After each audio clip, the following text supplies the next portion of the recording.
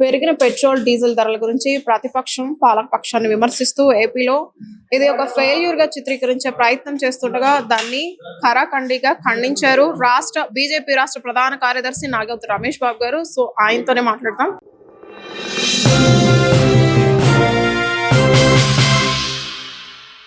Sir, ఇది నిజంగా government ఫెయిల్యూరా? అంటే ప్రతిపక్షం దాన్ని అలా విశదీకరించడానికి ట్రై చేస్తుంది, నిజమా? ప్రజలందరూ కూడా అర్థం చేసుకుంటున్నారు. ఇది కృత్రిమంగా మనం పండించేటువంటి పంట ఏమి కాదు. పెట్రోల్ డీజిల్ అనేది మనం ప్రపంచ దేశాల నుంచి దిగుమతి చేసుకుంటున్నాం. మన దేశానికి సంబంధించిన అవసరాలు తీర్చడంలో మనకు స్వతహాగా ఉత్పత్తి అయ్యేటువంటిది 2% మాత్రమే. కాబట్టి యుద్ధ కారణంగా ట్రాన్స్పోర్ట్ వ్యవస్థ కొంత క్షీణించింది. కాబట్టి ఆ క్రమంలో రేట్లు అనివార్యంగా అంతర్జాతీయంగా క్రూడ్ ఆయిల్ ధరలు పెరిగాయి. కాబట్టి అందులో భాగంగా ఇప్పటి వరకు కూడా బ్యాలెన్స్ చేసుకుంటూ రావడం జరిగింది కేంద్ర ప్రభుత్వం. దానికి సంబంధించినటువంటి విషయంలో కొద్దిగా రేట్లు పెంచాల్సినటువంటి దుస్థితి, అది కూడా ఇష్టంతో కాదు కష్టంతోనే పెంచారు. అయినా ఈ జగన్మోహన్ రెడ్డి గారు వారి తాలూకా మౌత్ పీసులు ఎవరైతే ఉన్నారో కమ్యూనిస్టులు కావచ్చు, వాళ్ళు తప్పుపట్టేటువంటి ప్రయత్నం, నిరసన చేసేటువంటి ప్రయత్నం చేస్తున్నారు. కానీ ఒకటి సూటిగా ప్రశ్నించదలుచుకున్నాం.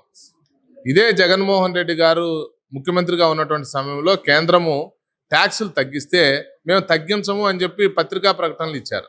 దాని మీద భారతీయ జనతా పార్టీ కూడా నోటీసులు ఇవ్వడం జరిగింది ఆనాటి ప్రభుత్వానికి. జగన్మోహన్ రెడ్డి గారు అమరావతి కట్టకుండానే సెస్సులు వసూలు చేశాడు పెట్రోల్ డీజిల్ మీద. రోడ్లు ఎంత గుంతలమయం అయ్యాయో చూసాం. గుంతలు పూడ్చినటువంటి దాఖలాలు లేనటువంటి పరిస్థితుల్లో రోడ్ల అభివృద్ధి కోసం అని చెప్పి సెస్సులు వసూలు చేశాడు పెట్రోల్ డీజిల్ ముక్కుపిండి ప్రజల దగ్గర నుంచి. మరి ఇలాంటి వాళ్ళు నీతులు చెప్తే సమాజం స్వాగతిస్తుందా?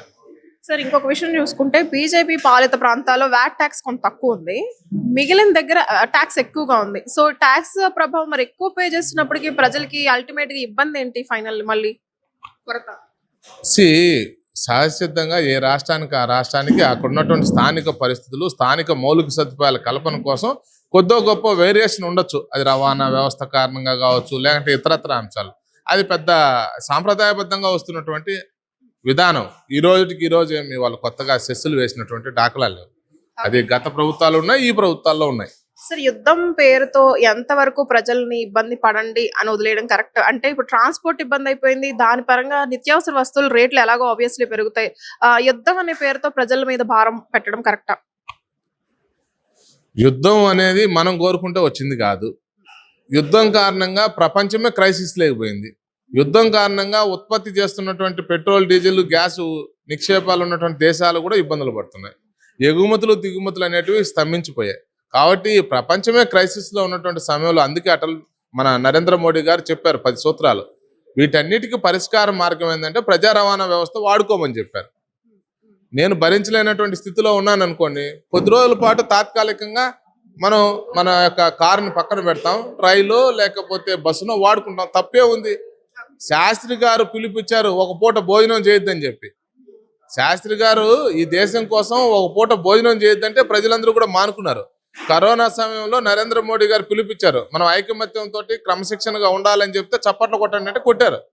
ప్రజలందరిలో ఈ దేశం పట్ల ఒక అభిమానం ఉంది, నాయకుడి మీద విశ్వాసం ఉంది, ఆయన ఏం చెప్తే అది చేద్దామని. వాళ్ళందరూ చేసేటువంటి ఆలోచన ఏదైతే ఉందో దాన్ని ఈ భారతదేశం మరింతగా అభివృద్ధి చెందాలంటే కొన్ని రకాలైనటువంటి స్వీయ క్రమశిక్షణ ఉండాలని చెప్పి, పరిస్థితులు తగ్గట్టు మనం కూడా వ్యవహరించాలని చెప్పి సూచనలు చేశారు. ఆ విధంగా మనం కూడా ప్రత్యామ్నాయ మార్గాలను ఎత్తుక్కోవాలి. అంతేగాని ఏదో వీళ్ళకు ఐడెంటిటీ క్రైసిస్ ఉందండి జగన్మోహన్ రెడ్డి గారికి, కమ్యూనిస్టులకి. దానిలో భాగంగా వాళ్ళు కూడా టైం పాస్ యాక్టివిటీ చేస్తున్నారు. సార్, బాగుంది సార్. స్వీయ క్రమశిక్షణ పాటించాలనేది ఏ దేంట్లో అయినా, ఏ ఫీల్డ్ అయినా సరే ఉండాల్సిందే. సో ఓకే, కానీ అది ఒకటి గవర్నమెంట్ ఫెయిల్యూర్ కింద చిత్రీకరిస్తున్నారు. 2, ఈ క్రైసిస్ ని ఆపడానికి మీ వంతు ప్రయత్నంగా మీరు ఎలాంటి చర్యలు తీసుకుంటారు? ఇప్పుడు గవర్నమెంట్ ఫెయిల్యూర్ అని ఎప్పుడన్నా పొగిడినటువంటి దాఖలా ఉన్నాయా జగన్మోహన్ రెడ్డి గారికి? ఒక మంచిని మంచి అని చెప్పినటువంటి వ్యక్తి జగన్మోహన్ రెడ్డి గారి చరిత్రలో ఏదైనా ఉందా? వాళ్ళ పార్టీలో ఎవరన్నా మంచిని మంచి అన్నా కూడా వాళ్ళ యొక్క పదవులకు కత్తిరేసినటువంటి వ్యక్తి.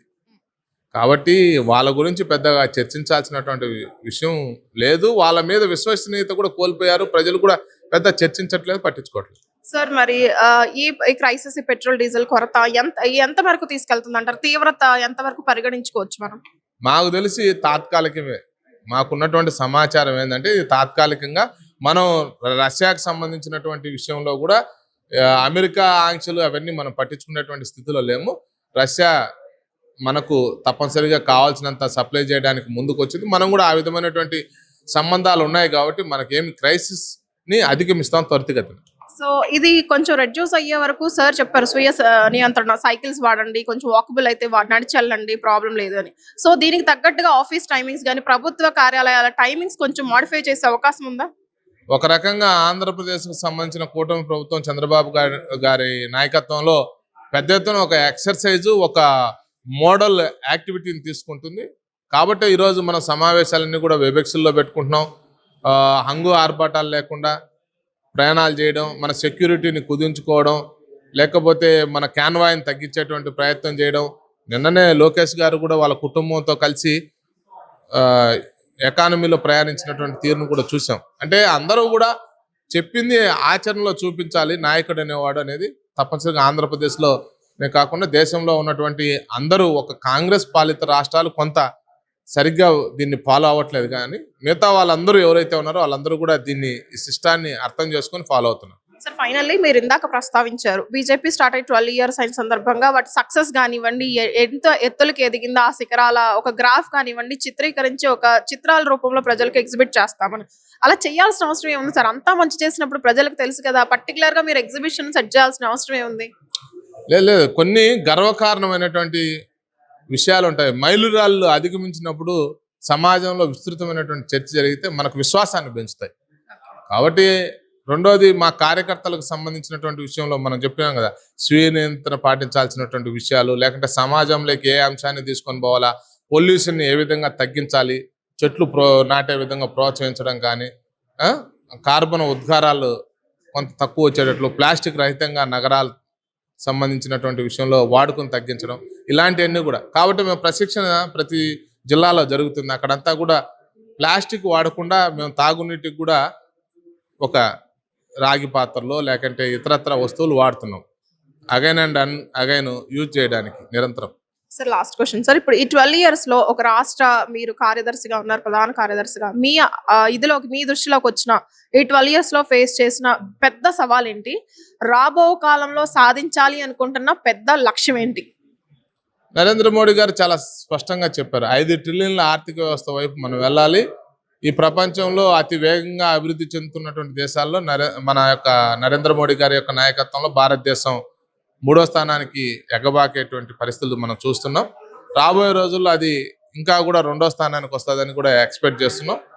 అదే సమయంలో మనం కరోనాకు సంబంధించినటువంటి క్రైసిస్ ఏదైతే ఉందో అది పెద్ద సవాలు. దాన్ని చాలా సునాయాసంగా అధిగమించడమే కాకుండా మనతో పాటు ఇంకొక 99 దేశాలకి ఉపశమన చర్యలు మనం స్వాంతం చేకూర్చేటువంటి, లేదంటే యుద్ధ సమయంలో వాళ్ళకు మెడికల్ సహకారం, ఆహార పదార్థాలు పంపిణీ, ఇవన్నీ కూడా మనం సాధించినటువంటి విజయాలే కదా. ప్రపంచం అంతా కూడా ప్రోటోకాల్ సిస్టాన్ని కాదని చెప్పి గగనతలంలో నరేంద్ర మోడీ గారు ప్రయాణిస్తున్నటువంటి విమానానికి ఎదురేగి వాళ్ళ రక్షణ విమానాలు వచ్చి స్వాగతం పలికినటువంటి విధానం సగటు భారతీయుడిగా గర్వపడేటువంటి పరిస్థితి నిన్ననే మనం చూసాం. భారతదేశానికి సంబంధించిన ఒక ప్రధాని విదేశాలకు వస్తున్నారంటే ఆ దేశాలకు సంబంధించిన ప్రధానమంత్రులు లేకంటే అధ్యక్షులు వాళ్ళ యొక్క స్వదస్తూరితోటి ఫ్రంట్ లైన్ మ్యాగజైన్స్ లో వ్యాసాలు రాస్తున్నటువంటి పరిస్థితి. సో ఇవన్నీ మనకు గర్వకారణం, దీన్ని మనం పాజిటివ్ గా తీసుకోవాలి. Okay sir, thank you so much sir. So ప్రస్తుత పెట్రోల్ డీజిల్ కొరత అనేది కానీ ఈ ప్రస్తుత పరిస్థితిని మాత్రమే అది ఎఫెక్ట్ చేస్తుంది, అంటే ప్రస్తుతం మాత్రమే, పర్మనెంట్ అనేది కాదు. సో ఈ లోపు ప్రజలు స్వీయ నియంత్రణ పాటించాలి. సో ఈ స్వీయ నియంత్రణ పాటించే ప్రక్రియని ప్రతిపక్షం అది ఫెయిల్యూర్ గా చిత్రీకరించడం అనేది హాస్యాస్పదం అని అంటున్నారు. ఇంకో విషయం, బీజేపీ 12 సంవత్సరాలుగా సాధించిన విజయాలను ఒక చిత్ర రూపంలో, ఒక ఎగ్జిబిషన్ ఫామ్ లో కూడా ప్రజలకు చూపించే ప్రయత్నం చేయమని కేంద్రం ద్వారా ఆదేశాలు వచ్చాయని కూడా చెప్తున్నారు రమేష్ గారు. సో వీడియో జర్నలిస్ట్ కిరణ్ తో అనుష, ఆంధ్రప్రభ, విజయవాడ నుంచి.